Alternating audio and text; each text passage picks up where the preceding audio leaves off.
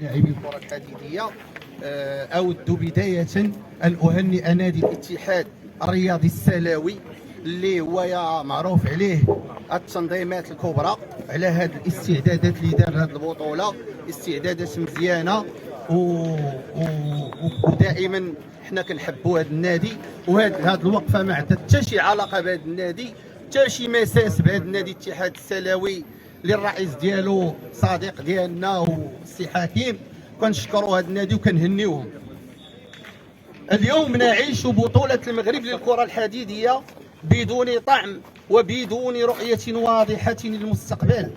بطولة كان يفترض أن تكون عرسا وطنيا للاعبين والأندية وفرصة للاحتفال بأبطال المغرب، لكنها تأتي في ظرف تعيش فيه الكرة الحديدية المغربية أزمة حقيقية عنوانها غياب الرؤية واستمرار منطق الإقصاء وتصفية الحسابات، وفي النهاية يبقى اللاعب هو المتضرر الأول والأخير.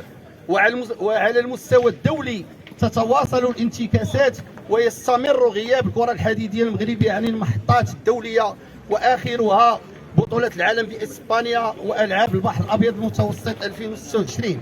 وهنا نسأل بكل وضوح إلى متى سنستمر في تضييع فرص اللاعبين والأندية؟ إلى متى سيظل مستقبل هذه الرياضة رهينة الصراعات والحسابات الضيقة؟ وإلى متى سيستمر تدبير المرحلة بمنطق السرعة والإقصاء بدل بناء مشروع حقيقي للمستقبل؟ ألم يحن الوقت لتحمل المسؤولية؟ ألم يحن الوقت للاعتراف بأن الخاسر الحقيقي من كل ما يقع اليوم هو اللاعب والنادي ومستقبل الكرة الحديدية المغربية؟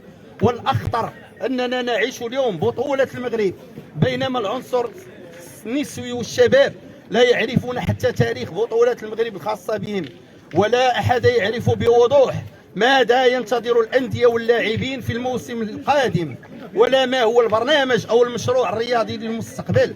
وفي المقابل نلاحظ سرعة غير مفهومة في اتخاذات القرارات وإنهاء المهام وتنظيم البطولات والتحضير للجمع العام خلال شهر غش، وهو شهر العطلة والسفر بامتياز، حيث يكون العديد من اللاعبين والمسيرين وأعضاء الأندية في عطلتهم أو خارج مدنهم.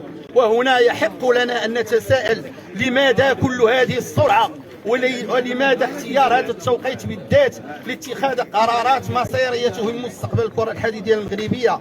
مرحلة بهذه الأهمية تحتاج إلى التشاور وتوسيع المشاركة ومنح الجميع فرصة الحضور والتعبير عن موقفه، لا إلى سباق مع الزمن لإنهاء المهام وإغلاق الملفات. وكان من المفترض أن تكون مهمة اللجنة المؤقتة فرصة لإعادة الثقة وجمع مكونات اللعبة ومعالجة الاختلالات وإعداد أرضية سليمة للمستقبل، وليس فقط إنهاء مرحلة في أسرع وقت ممكن. ومن حقنا كذلك أن نتساءل عن حصيلة التدبير لهذا الملف وعن أسباب استمرار الأزمة رغم مرور كل هذه الفترة، خصوصا أمام الإقصاء الدولي المتواصل وغياب رؤية واضحة. نحن في الجمعية الوطنية للاعبي الكرة الحديدية لا نبحث عن الصراع من أجل الصراع ولا عن الانتقام من أي شخص، ولا ندافع عن أشخاص ضد أشخاص. موقفنا واضح: الدفاع عن اللاعب، الدفاع عن حقوقه وكرامته وإعادته إلى قلب المشروع الرياضي وحماية الأندية وضمان مستقبل حقوقي للعنصر النسوي والشباب وللأجيال القادمة. فالجامعة والأندية والبطولات والهياكل الرياضية كلها وجدت في الأصل من أجل اللاعب وتطوير اللعبة، وليس للاعب من أجل الصراعات والمصالح والحسابات. لذا نقولها اليوم بصوت واحد: كفى من الإقصاء، كفى من الانتقام وتصفية الحسابات، كفى من تضييع الفرص، وكفى من تضييع مستقبل أجيال كاملة من لاعبي الكرة الحديدية.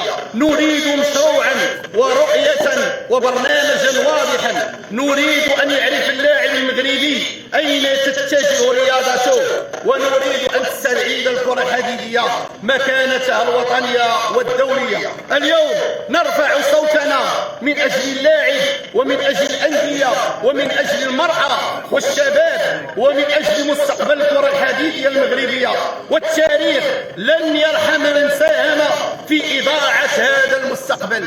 والسلام عليكم.